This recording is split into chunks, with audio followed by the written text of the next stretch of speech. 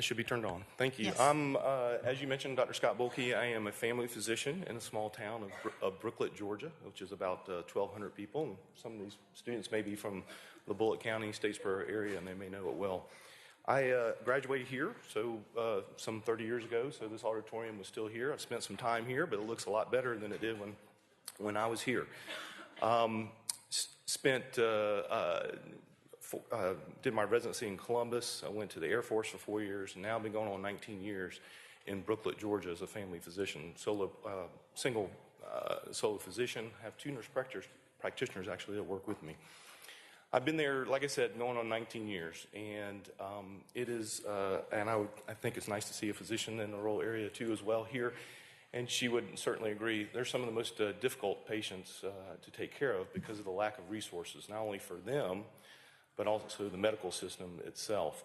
I am, and the psychiatrist, I am the rheumatologist, I am those type of physicians who are not in the area and take care of these patients and do the best we can. And sometimes that's all you can do, is do the best you can for these patients.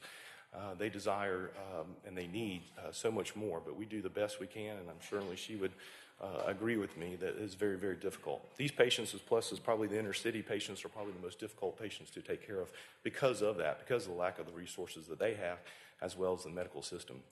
So currently, I believe in a team concept. Once again, I do employ 2 nurse practitioners.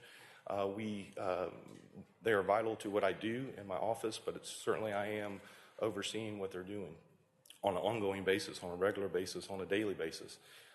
I told you, in this town of Brooklet, the practice has been in existence since 1956. So 60 plus years to this practice. And when I got there, almost 19 years ago, all the records were on 5x7 index cards. So we've gone from 5x7 index cards to regular charts now to electronic medical records, which I've been on since 2003.